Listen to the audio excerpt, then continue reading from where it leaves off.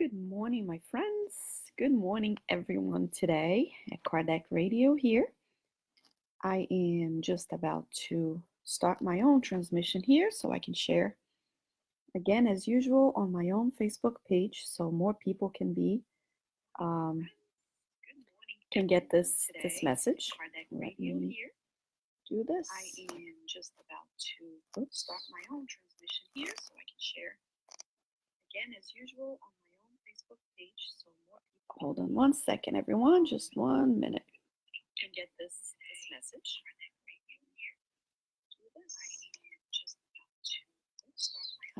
It's always a thing here to copy the link. I don't know how to do that sometimes. Just have some patience here. A little patience with me here, and I will share this. Link. I don't know how to do that sometimes. Hold on here. Beldowicz. Have some patience here. A little patience with me here. And I will share this. Oh, I know. Okay. All shared. Now let's turn off the volume on my personal phone, and we're going to talk today about Ben Franklin's 12th virtue. Now, it has been 12 weeks. It's been a long journey, and we've been talking every week for the past 11 weeks. Today is the 12th. Each week, we devote to a different virtue that Ben Franklin was working on. This one is particularly interesting because it's a topic that us as spiritists, it brings really anybody from every religion, every faith, every philosophical view, something to talk about. And it's talking about chastity. It's talking about what is it about? Do I have to refrain myself from any kind of sexual encounter? Do I have to? Is it something dirty? Is it something wrong? So we're going to talk about chastity as the 12th virtue that Ben Franklin has brought up. Now, Ben has been known as well to be quite a ladies' man back in his day. It's interesting that he had children, he was married. In a lot of his travels, he would stay years at a time apart from his wife. It's known for certain times that it was his wish to be divorced and not her wish to be divorced. She adored him. He did adore her, and then things didn't happen as it should be, let's say it that way. But he would stay 6 years at a time in either France, or he would be years at a time in London. And when he'd come back, he would be back, to his wife as well. But in the meantime, there was a lot of things that happened in his life. Now, the interesting thing is, this is something that he knew that he had to work on. And he went as far as put the virtue as a chastity, which means refrain from sexual activities. Now, what he did was he wrote this on his chastity notes. He put, rarely use venery, but for health or offspring, never to dullness, weakness, or the injury of your own or another's peace or reputation. So then we read the notes and we understand that you don't let your physical passions be a distraction or a main focus of your life. He was also clear to say that don't use any kind of sexual activity because you're bored, because your life is dull, because you need something to do, because it's a fun thing to do. And then don't think that there's no responsibility for that. So he also said, don't use it if it's going to harm your peace or somebody else's peace or reputation. Now, we know the reputation is really what people think about you. So you may not do things and still get a reputation because someone thought that you did something. Integrity is how you are. Integrity is really how you keep your promises, your word, your character, how you are in your your core. Now, reputation is what people think that you are, but you may get yourself a reputation by doing things repeatedly, and people see that you're doing that. So when Ben talked about your own peace, anything to do that compromises your own peace, and we, of course, we're going to carry this on a little bit into promiscuous behavior and maybe adultery. So let's think about it. When you're at peace, I once had a friend, a pastor. It's actually my brother's pastor. My brother is evangelical Christian, and his pastor was great. He was friends, and he stayed at my house once, and we were talking at night, and he said that um, the easiest life to live was a life without secrets. And I thought it was amazing. And I thought it was something that he said that it really, really, really hit the core of my bones when he says, I have no, um, how do you say, the cell phones, the secrets, the code. Oh, I forgot right now the name of it. But I have nothing. I don't have any pins, any secret get in my phones. And back then the phones were very useful. There was no smartphones or anything like that. But I really decided to carry this into my life.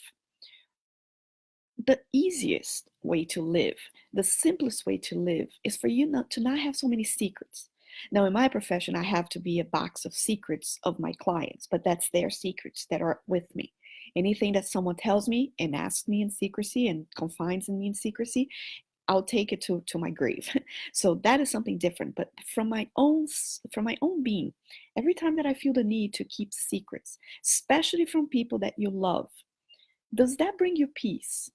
Maybe the other person is peaceful because they don't know, but does it bring you peace? So when we're talking about chastity, when we're talking about sex, we have to think about that. Is whatever or however you carry your life, is it bringing you peace?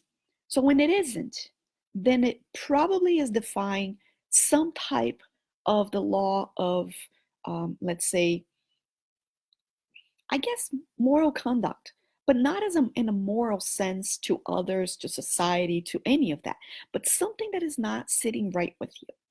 And that's something worth looking at. Um, I want to bring up one of the books that I was studying a little bit was The Awakening of the Spirit, and that's by Joanna de Angelis. And this is what she said. She brought up Freud, and now we know that Freud, again, he was very successful.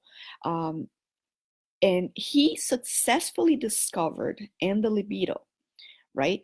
The sexual desire, let's call that's the sexual cravings. That's the libido that he named, and that is the response to innumerable psychological as well as physical, psychiatric, and behavioral disorders that afflict the human being. So this is Freud. He found that sexual desire was really the core, or let's say the response, the to a lot of different things that were going wrong psychologically. So he also understood, and not just him, but this is in Joanna de Angelis' book. It was understood that there was such thing as I guess society was a victim of religious castration, of some kind of the leaders would always do things that was resulted by their inhibitions, by their frustrations, but uh, I guess their disturbances. This is the leadership of, again, the clerical, the religious beliefs. And when the leaders present sex as wrong, as dirty, and we know that Freud would say that that's also a response of their own issues, their own problems. And then it's demonstrated on extreme reactions. In their sense, it would be prohibition of any kind of sexual relations. So there's a lot of problems there. We see a lot of this chastity, a lot of this it's dirty, it's prohibited from a lot of religious leaderships that we have seen in the past. So a lot of their own issues, a lot of their own libido issues, their own frustrations, their disturbances, their inhibitions, and then they wanted to put this out as a again as a religious castration on the people. So a lot of that caused a lot of problems for many people, for a lot of beliefs that sexual relations is dirty, it's wrong, it's something that should be avoided, it's something that you should, again, chastity belt, right? The belt. Now, Freud was also an intellectual genius. He had a scientific courage, and that's Joanna who said that. He had a scientific courage to raise the banner of liberation, demonstrating that the burden is more in the mind of the individual than on the act itself. Now, this is really interesting because there was a lot of hypocrisy, and there still is a lot of hypocrisy on uh, people that think and people that do, people that speak, and then they act. So there's a lot of, you know, do as I say, but not as I do. There's a lot of things of that nature. And that still happens today, especially in the religious. And then we get shocked by when we get news of a person who represents some type of morality, and then they're caught doing something completely opposite and actually abominable, even. Why? Because there is no middle ground. Because you try to repress so much your libido, then this is going to come out in a completely different way. So, what is wrong? What is right? Right? We're talking about the Spiritist doctrine. Now, we know that there is no such thing as the Spiritist doctrine trying to tell you exactly what is right and what is wrong, but it does say consult your conscience. Consult there's moral laws in the third part of the Spirit's book, and that is not to be a moral person in a sense of, oh, let me tell everybody and let me show everybody how I am, but it's something that brings you peace, closenesses with the Creator. The Spirit's book, Kardec was extremely, and there's many questions related to what we're talking here today, but at one point, Kardec asks the Spirit, and he asks, is it blamable? Is it reprehensible? And again, I'm paraphrasing. Is it wrong for a man to seek out any kind of enjoyment, any kind of comfort in his corporal life? So, can he desire, can he look, and can he go after any kind of things, any well being, anything that brings him enjoyment in his body, in his corporal life? Well, corporal, it means body. So we are embodied, right? So we live in a place that we need our bodies. So obviously we have sensations. The spirits will say, well-being is natural. It's natural for people to look for enjoyment, for things that bring them pleasure. The thing is, God condemns the excesses. Well, God really doesn't condemn anything, but in a response of illness, in a response of something that will harm yourself, any type of excess is not the correct thing to do. Why? Because anything in excess, the word itself says it. You are overdoing something. And anything that's too much, it is too much. Anything that's too little, is too little. We need pleasure. Think about it. I always say, if you never felt thirsty, would you ever drink water or drink, right? Glass of juice, anything? No, because you would never have that thing to tell you, I'm thirsty, I thirst. Without water for 3 days, you'll be dead. So you probably would not drink water, and you would probably get ill if you didn't have the desire, the thirst. If you never got hungry, would you ever eat? If food was not attractive to your sense of smell, to your sense of taste, to your eyes, to look a beautiful, any kind of food, well, probably you wouldn't eat because you do not have the hunger. Sexual desire is not very different. How would we ever procreate? How would we ever want to be in a relationship and have sex with a person if there was no desire? You see, desire is important. Desire is important. So if there's desire, then we can procreate because we will feel that we want that. That's something pleasurable to us. Thus, we'll procreate and have population keep going on. But if you have no desire, then you can say, well, it's not something desirable. Why am I going to be together with my husband, my wife, right?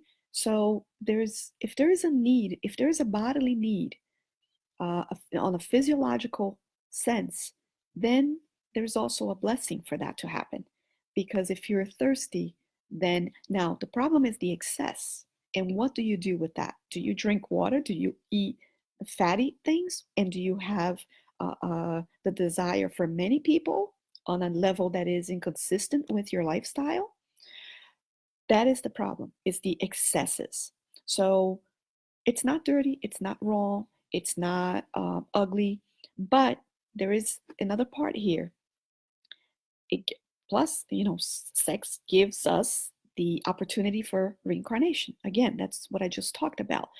Now, it has to be used with affection and responsibility.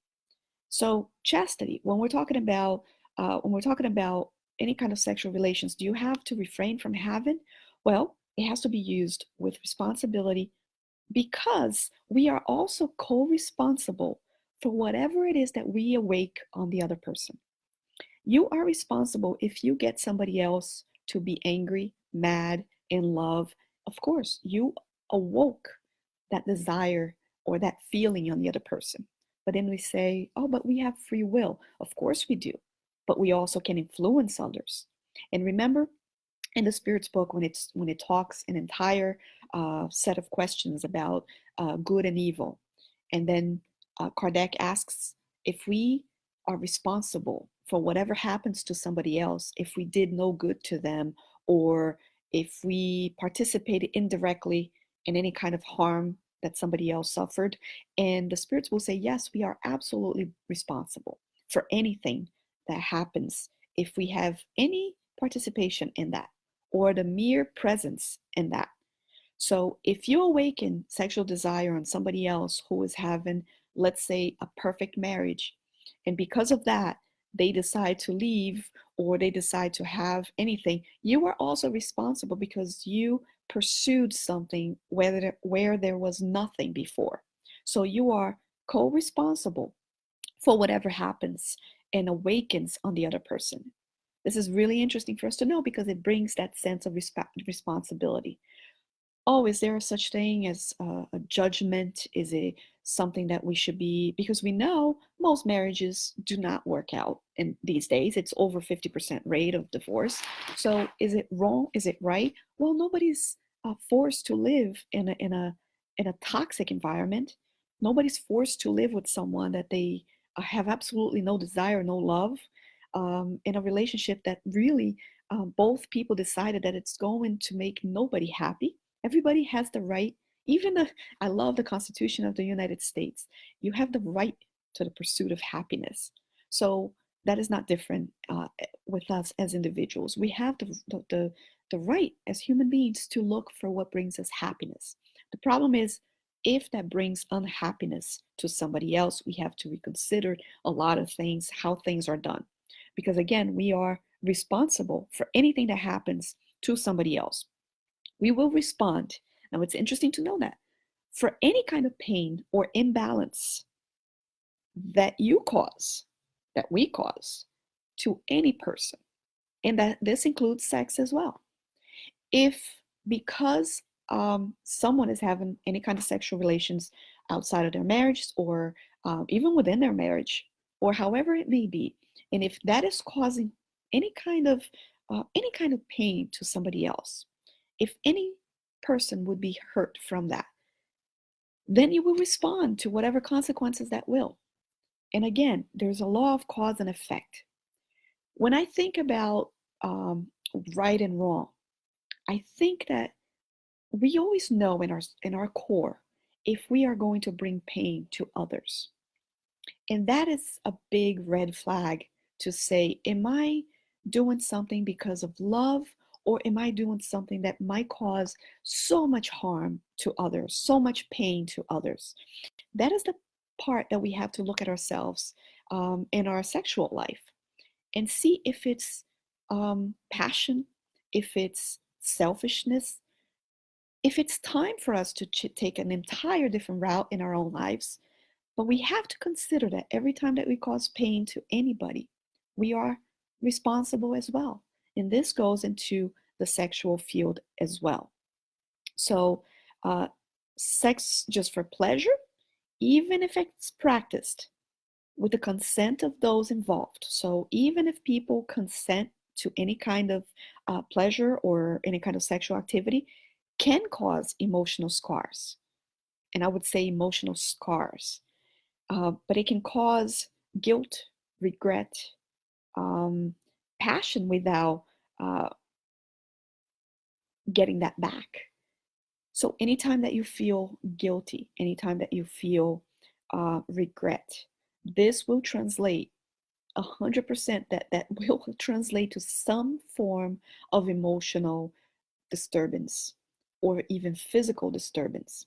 So anytime that you feel, and this is just to awaken us. I mean, this is a good virtue for us to stop, look at our own lives, examine how our relationships are. If we're single, we can say, am I being responsible with others' bodies, with others' sense of morality? Am I being responsible that I'm not causing any collateral damage, any pain to anybody else that could be involved directly or indirectly? If not, then consult your conscience. If we are in a marriage or if we're in a partnership, is my partnership healthy enough where um, I have the sense in which I can be completely open and I have to carry no secrets. And that is the beauty of thing. And another beautiful thing um, about our doctrine and about our beliefs is that at any point we can use our free will to change the route of how our lives are going. We have that free will. If we're not happy, let's think about what would make us happy without making others unhappy. And sometimes we can't do that, but we do have the right to the pursuit of happiness. But again, we are co-responsible for any kind of pain, that any kind of sexual awakening that we may cause other people that are not involved. We have to really think, and we're talking about sexual awakening on others, any kind of um, desires that we provoke.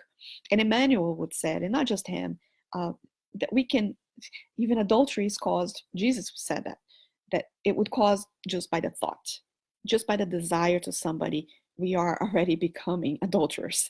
So it's very hard because we are pushed to appreciate beauty, and we can look at someone, we can look at somebody's physique, at a beautiful lady, at a very handsome man, and how someone just walks in front of you, and it's natural for us to appreciate.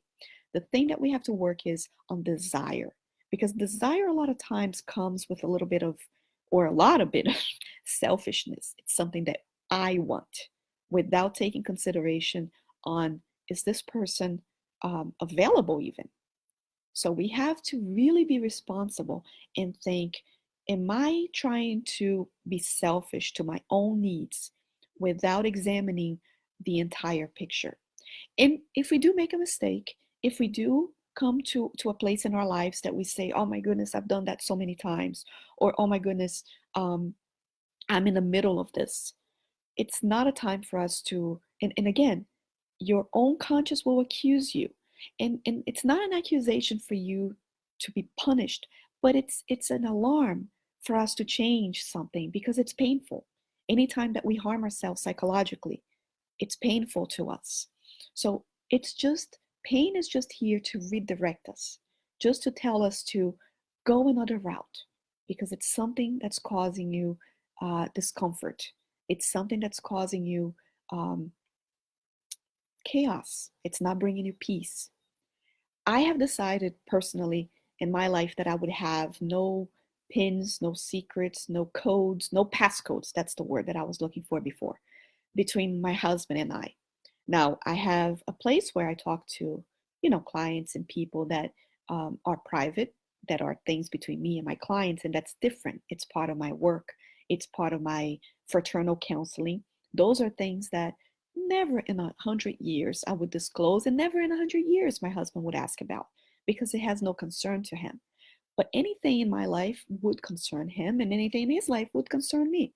So, um, and even if we had phases where something wasn't going right, I would never feel right in putting passcodes on things, because I would feel that there's something that I'm hiding. And anytime that you hide, and if whatever it is that you're hiding causes you pain or would cause anybody else pain, you have to re-examine if that is the correct course of action. So right now I have my phone, I have no passcodes, or my husband has the fingerprint on my phone. Does he ever go to look? No, he never I don't think he ever once looked at my phone. I don't really look at his phone. I look at his phone when he asks me to look at something for him, and vice versa. Can he? Sure. There is nothing here that would bring me to be anxious about. And you know what? I have found that to be the best way of living. Just like my brother's pastor said, the less the less secrets you hold from the people that you love, perhaps will bring you the most peace. Because the people who love you will tell you things that sometimes people that don't love you won't tell you. Because those who do not love you most likely are acting out of their own passions, their own free will. The people who love you will tell you things, even if it means that you will not be happy with what they're saying. So be very careful with that. Let the people who love you know perhaps your secrets so they can help you to be a guide as to if this is going to bring you pain or not. Something for us to think about. And us as spiritists, it is the work that we're doing. It's about how much we're trying. Spiritism is not a, let's put it, quote unquote, religion of accusations. It's not something that you will read a book and you will feel awful about it, about being a sinner. It's not about that. It's about really trying to live in peace, trying to live with the true nature of yourself, which is a divine being that eventually we all will be because we come from Him. So the better that we behave to ourselves, the better we will feel. The peace that we'll feel is priceless. So, my friends, I think that I brought a little bit to you. I have much of my research was based on Joanna de Angelis' book, The Awakening of the Spirit. I brought some things here from André Luiz, the Spirit's book, and a little bit of Freud, because Freud does have great points when he talks about the libido. And he does tell us that we have to be very careful because a lot of what we do will be demonstrated in a very harmful way if we don't do the thing with responsibility, if we don't have our actions, our sexual desires curbed. We will actually demonstrate this in a lot of different, even mental illnesses that could be created from that, or either the repression, even the absence with the desire, but the complete absence because of any kind of, again, religious castrations, or if we exaggerate on our desires as well, something will come out of that. I hope that I talked to you a little about that. We can always talk about anything you guys want to talk about. If you ever have any suggestions, you can go to my private Facebook as well. My name is right there, Debora Beldowicz. You can send me any comments. And if you have any ideas for future Morning Coffee for the Souls, we're coming to an end. Last week will be the last of 13 weeks, and then we'll start a new project down the road. You can always give me suggestions, leave anything here. And I'm going to say hi. Let me see a few people that are here. We have Chris here. We have Minelli here. We have Nora Mayada. We have Alicia Ramos. We have Carolina Correa. We have Vicky as well. We have Luana. We have many more people as well. We have Adeli here saying, great job. Great way to address the issues from the light of Spiritism. Thank you very much. I hope that I did share a little bit on that light. We have Marcella saying good morning. Good morning to you. We have Hendrik. He's saying, okay, this happened to me, but the person was in an abusive relationship and could not find the strength to leave. I was in great conflict over if I should continue to know, but I felt a strong connection now. She is free of the ex, and how does this balance out? Well, let's think about it. We have to really think about even the abusive relationships that people that have come from abusive relationships. There is absolutely no justifications that someone should stay in an abusive relationship. Nothing. There is nothing in any kind of moral code of conduct. Absolutely not. Absolutely not. You have to love yourself as you love, right? Love others as you love yourself. So you have to love yourself. You cannot possibly love yourself by being in an abusive relationships. You have to relearn this, because abuser always make themselves look like victims. They always have this great manipulation game to also make the victim feel that they deserve to be treated that way. And nobody deserves to be treated harmfully as a sexual object. Nobody deserves to be treated that way. And we have to free ourselves. And if we can find someone to help us do that, then by all means, it is a heroic thing to do, to get someone out of an abusive relationships, to help them. Cami is watching as well. Sylvia's here with us. Betsy Rodriguez is saying hi, hello to you. Okay, I call these regrets and guilt feelings bricks. It's true. Regrets and guilt, we have to rid of ourselves. If we have done anything that now we recognize as a not something that is aligned with our moral conduct or our conscience, we are not to beat ourselves over it. We shouldn't feel guilt is good, because then it makes us try to change and repair what we did, but not in a sense where you are going to begin to feel so remorseful that you will start to really fall in your own self-esteem. Those are things that we have to learn from and then throw away, because otherwise they'll be really bricks. That's a great word. You will suffer. The more you have, the more you will suffer. Shrug them off your back. We are here to learn. Perfect. Hendrik is saying this perfectly here. And do not repeat them, but also don't keep them on your back weighing you down. That's perfect. Because a lot of people have, especially of a sexual nature, a lot of people have regrets. But we're here to learn from them, not to beat ourselves open with regrets and really beat our backs. And no, that's not what should be done. We should just change our course of action. Tell me if you have never made a mistake that you have regretted. I want to meet you, because I've done so many that I can't even count. But the thing is, I try to not be the same mistake.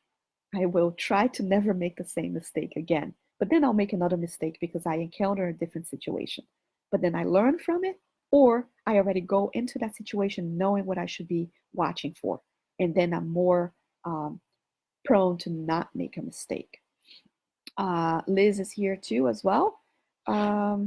Betsy is saying, I never use passcodes, so I don't use them. My husband gives me all his codes for everything. I think it's really liberating. It takes that sense of secrecy away. And we have to really think, why are we keeping so many secrets in our lives? Why? What is the core reason that we're keeping so many secrets from each other, from the people that we love? And sometimes we want to shift responsibility of to others and not take responsibility for changing our lives.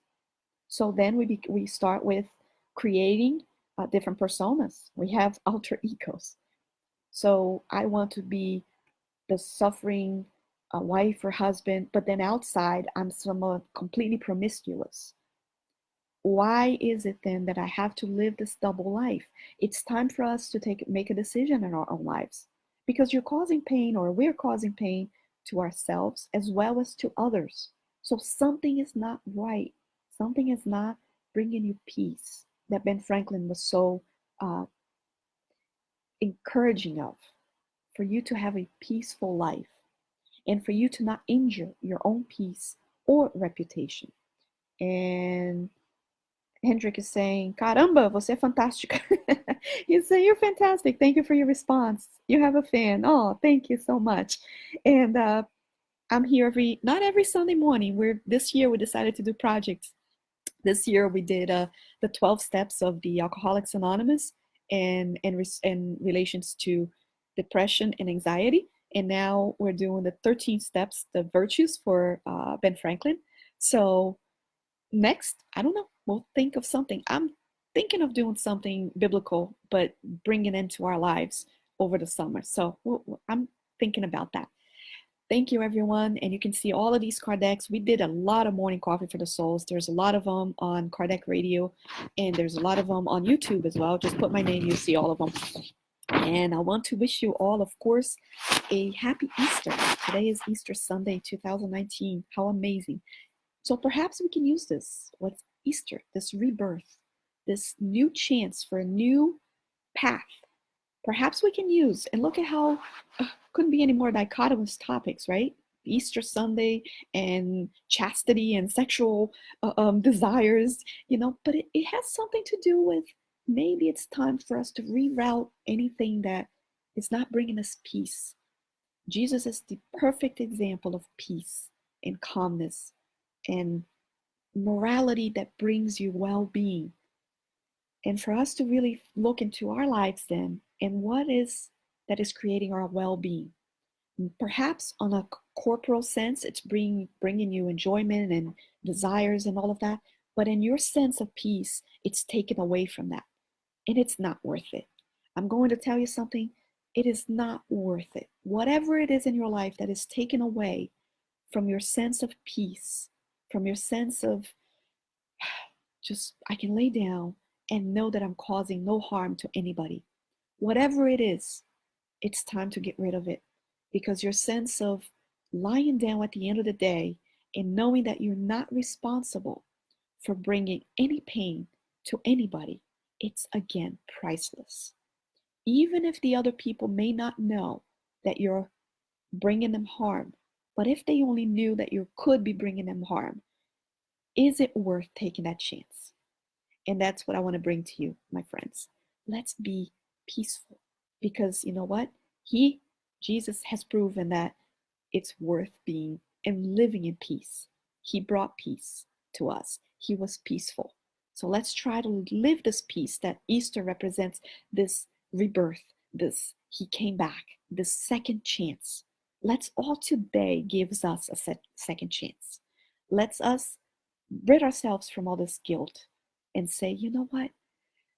I want to bring back to my life this sense of freedom, liberation, peace. Thank you all. Have a wonderful Sunday.